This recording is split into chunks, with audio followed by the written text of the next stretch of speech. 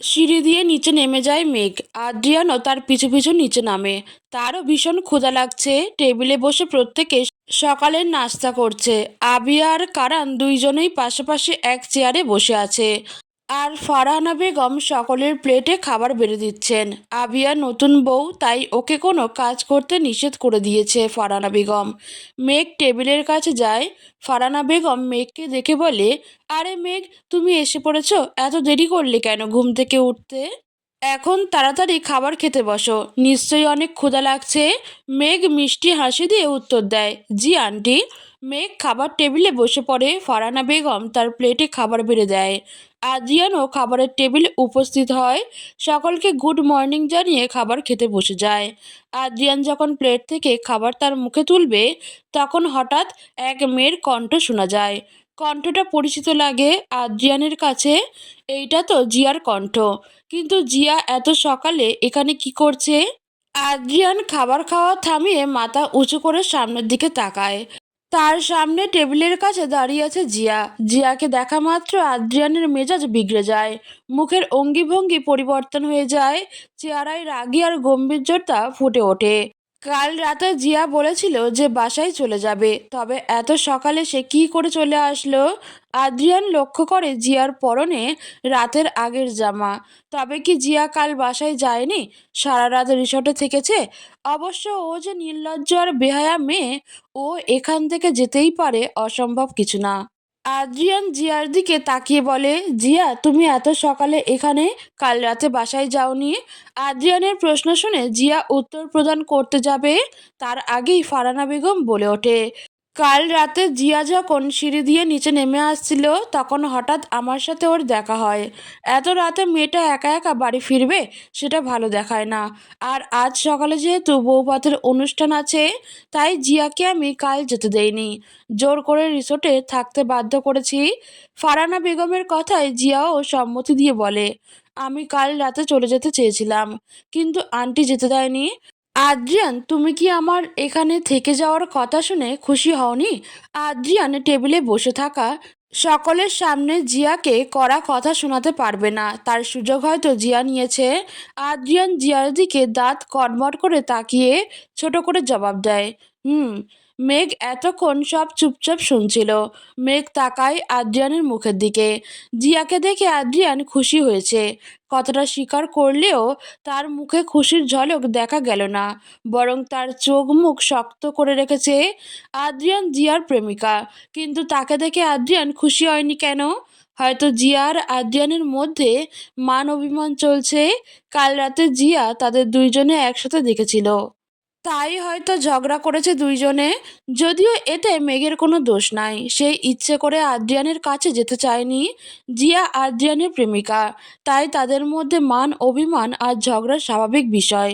এইটা মেঘের দেখার বিষয় না। মেঘ তার খাবার খাওয়ার উপর মনোযোগ দেয়। জিয়া আদ্রিয়ানের পাশের চেয়ারে বসে। ফারহানা বেগম তাকে খাবার বেড়ে দেয়। জিয়া খেতে শুরু করে। ফারহানা বেগম জিয়াকে বেশ পছন্দ করেন আদ্রিয়ানের বউ হিসেবে। উনি মনে করেন আদ্রিয়ান হয়তো জিয়াকে ভালোবাসে। অবশ্য জিয়ার মতো এমন মডার্ন মেয়ে আদ্রিয়ানের যোগ্য, তাই উনি চান জিয়া যেন আদ্রিয়ানের বউ হয়। মেঘসহ সকলে খাবার খাওয়ার উপর মনোযোগ দেয়। তবে জিয়া তার খাওয়া বাদ দিয়ে আদ্রিয়ানের প্লেটে উঁকি ঝুঁকি দিচ্ছে। বাটি থেকে যখন ভাত, তরকারি সহ অন্যান্য সবজি আদ্রিয়ানের প্লেটে তুলে দিচ্ছে, জিয়ার কাণ্ডে আদ্রিয়ান যথেষ্ট বিরক্ত। ইচ্ছা করছে একটা থাপ্পড় দিয়ে গাল লাল করে ফেলতে। তার জীবনে সে অনেক মেয়ে দেখেছে, তবে জিয়ার মতো এমন বেহায়া আর ফাজিল মেয়ে দেখে নাই। জিয়া আদ্রিয়ানের চুপ থাকার সুযোগ নিয়ে ওর প্লেটে যখন ডাল দিতে যাবে, তখন আদ্রিয়ান ধমক দিয়ে বলে ওঠে, জিয়া, বেয়াদবির একটা লিমিট থাকে। তুমি নিজের প্লেটের খাবার না নিয়ে আমার প্লেটে খাবার দিচ্ছ কেন? তোমাকে কি বলেছি যে আমার ডাল ভাত বা অন্য তরকারি লাগবে? অতিরিক্ত পাকনামি করতে যাও কেন তুমি? আমি তোমার সিনিয়র ডক্টর হই। সিনিয়রের সাথে কেমন ব্যবহার করতে হয় তা কি তোমার জানা নাই? ইনফ্যাক্ট স্যারের মতো ভালো মানুষের ঘরে তোমার মতো বেয়াদবের কি করে জন্ম হয়েছে? আরেকবার যদি এমন ফাজলামি করতে দেখি আমার সাথে, থাপ্পড় দিয়ে তোমার সব দাঁত ফেলে দিব।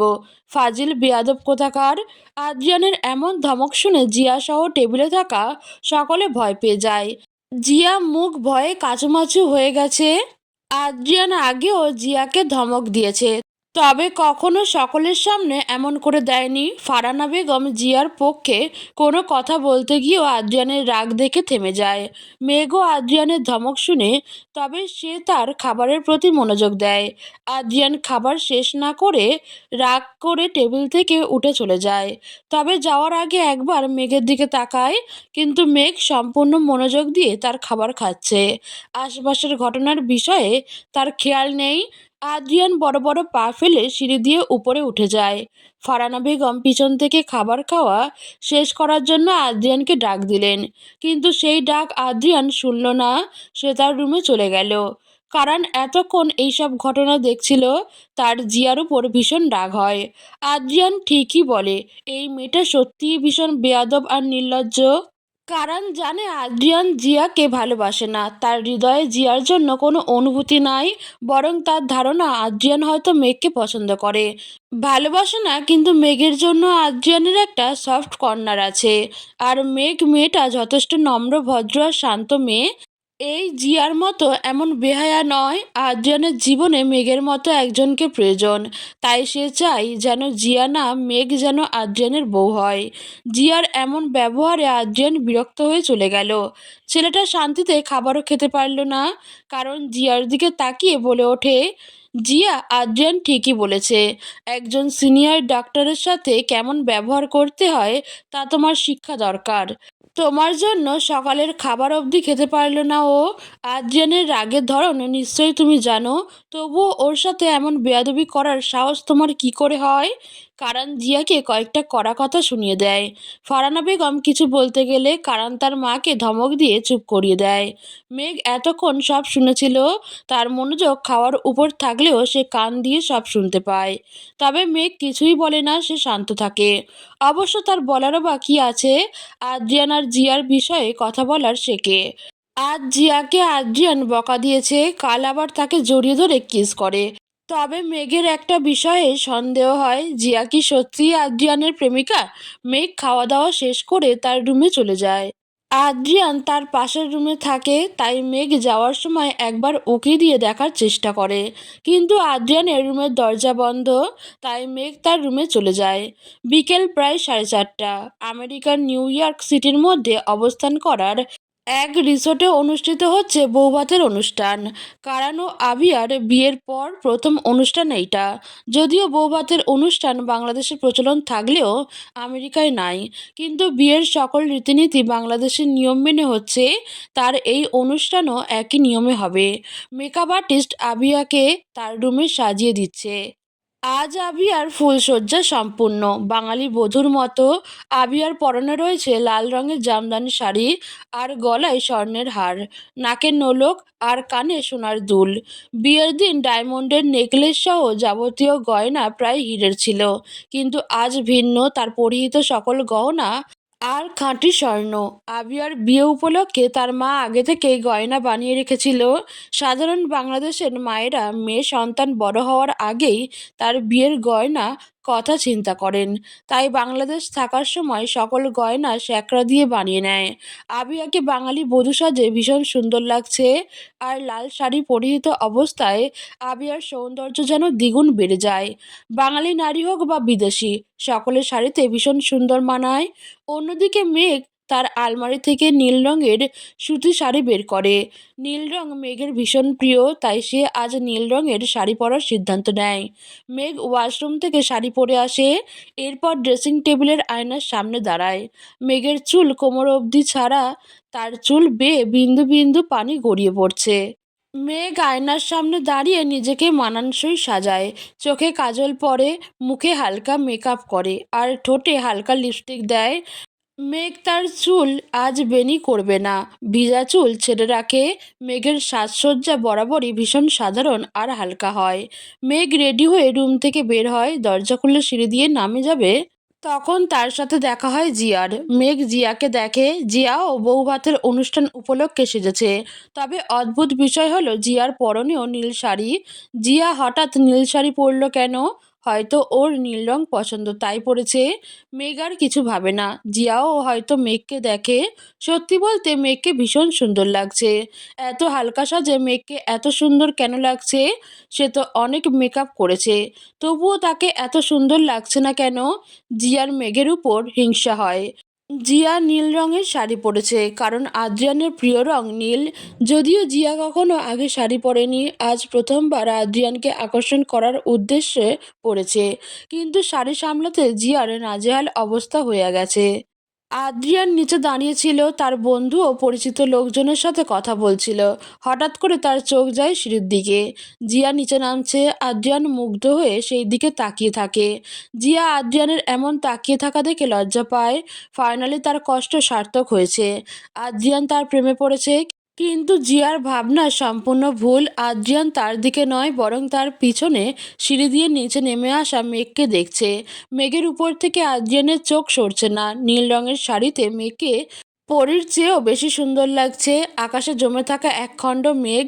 এই মেঘকে যখনই আদ্রিয়ান দেখে তখনই তার প্রতি মুগ্ধ হয়ে যায়। কারণে অকারণে বারবার শতবার তার কাছে ছুটে যেতে মন চায়। কেন এমন অনুভূতি হয় তার? এই মুগ্ধতা আর ভালো লাগার নাম কি দিবে আদ্রিয়ান? আদ্রিয়ান মেঘের দিকে তাকিয়ে ঘোর লাগা কণ্ঠে বলে ওঠে, মেঘবালিকা। আদ্রিয়ানের তাকিয়ে থাকার মাঝে জিয়া সিঁড়ি দিয়ে নিচে নেমে আসে। সে আদ্রিয়ানের সম্মুখে এসে দাঁড়ায়। আদ্রিয়ানের দৃষ্টি এখনো মেঘের উপর সীমাবদ্ধ। জিয়া বলে, আদ্রিয়ান কেমন লাগছে আমাকে? আমি তোমার প্রিয় রঙের শাড়ি পরেছি। আদ্রিয়ান মেঘের দিকে তাকিয়ে ঘোর লাগা কণ্ঠে বলে ওঠে, ভীষণ সুন্দর লাগছে। আকাশে জমে থাকা একখণ্ড মেঘের ন্যায় লাগছে তোমায়। আদ্রিয়ানের মুখে প্রশংসা শুনে জিয়া খুশিতে গদগদ হয়ে বলে ওঠে, সত্যি আদ্রিয়ান আমাকে এত সুন্দর লাগছে? জিয়ার প্রশ্ন শুনে আদ্রিয়ানের হুঁশ ফিরে আসে। সে তার সামনে জিয়াকে দেখে অবাক হয়ে বলে, জিয়া তুমি? হুম, আমি। তুমি তো এতক্ষণ আমায় দেখছিলে আর আমাকে আকাশে জমে থাকা মেঘের সাথে তুলনা করছিলে। জিয়ার কথা শুনে আদ্রিয়ান বুঝতে পারে সে কত বড় ভুল করে ফেলেছে। মেঘের প্রশংসা করতে গিয়ে জিয়ার করে ফেলেছে। তবে জিয়াকে আকাশে জমে থাকা মেঘের সাথে তুলনা না করে তেঁতুল গাছে থাকা শাকচুন্নির পেত্নির সাথে তুলনা করা উচিত ছিল। বেয়াদব। আদ্রিয়ান কিছু না বলে জিয়ার সামনে থেকে দূরে সরে যায়। প্রায় 30 মিনিট পর কারান আর আবিয়া নিচে নেমে আসে। সকল অতিথিরা তাদের দিকে হাততালি দেয়।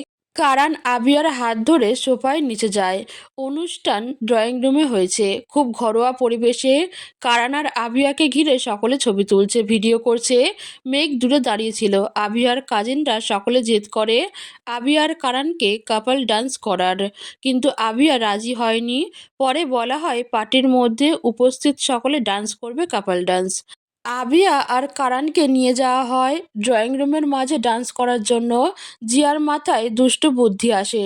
সেও আদ্রিয়ানের সাথে কাপাল ডান্স করবে। তাই জিয়া আদ্রিয়ানকে বলে, আদ্রিয়ান চলো আমরাও ডান্স করি।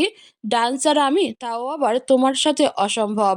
জিয়া আদ্রিয়ানের হাত ধরে জোর করে ওকে ড্রয়িং রুমের মাঝে নিয়ে যায়। সকল মানুষের ভিড়ে আদ্রিয়ান জিয়াকে কিছু বলতে পারছে না। জিয়ার মান সম্মান না থাকলেও তার আছে। মেঘ দূরে দাঁড়িয়েছিল, কিন্তু কাজিনরা তাকে হাত ধরে নিয়ে আসে ডান্স করার জন্য। মেঘের সাথে এক অপরিচিত ছেলে কাপাল হিসেবে ডান্স করবে। মিউজিক বাজছে, চারপাশে গানের শব্দ। জিয়া আদ্রিয়ানের হাত ধরে রেখেছে আর মেঘের সাথে অন্য ছেলে। আদ্রিয়ান মেঘের দিকে তাকায়, মেঘও তাকায় তার দিকে। মিউজিক শুরু হওয়ার সাথে সাথেই জিয়া আদ্রিয়ানের সাথে ডান্স করা শুরু করে। তার হাত ধরে গোল হয়ে ঘুরতে থাকে, কখনো আদ্রিয়ানের থেকে দূরে গিয়ে আবার তার কাছে ফিরে আসে। আদ্রিয়ান জিয়ার এমন ব্যবহারে ভীষণ বিরক্ত। অন্যদিকে মেঘ অন্য ছেলের সাথে ডান্স করছে, তবে তার ভীষণ অস্বস্তি হচ্ছে। এমন করে সে কখনো ডান্স করেনি। আর আমেরিকান ছেলেদের কাছে জড়িয়ে ধরা, হাত ধরা সাধারণ বিষয়। তাই সে যখন ডান্সের জন্য মেঘের কোমর ধরে, মেঘ বিরক্তি নিয়ে চোখ মুখ কুঁচকে ফেলে। আদ্রিয়ান মেঘের এমন বিরক্তি লক্ষ্য করে। যখন সকল কাপলরা একবার দূরে গিয়ে আবার কাছে আসতে হাত বাড়িয়ে দেয়, তখন আদ্রিয়ান জিয়ার না বরং মেঘের হাত ধরে তাকে কাছে নিয়ে আসে। আদ্রিয়ানের এমন কাণ্ডে মেঘ অবাক হয়ে যায়।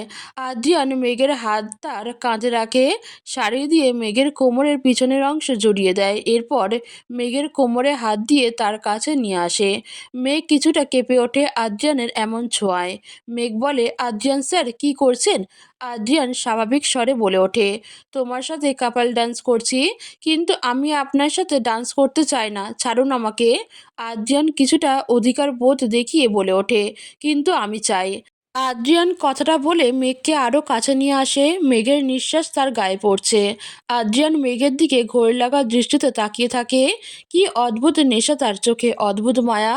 যে চোখের অতল গভীরে মেঘ হারিয়ে যায়, তার আত্মার স্থান পায় সেথায়।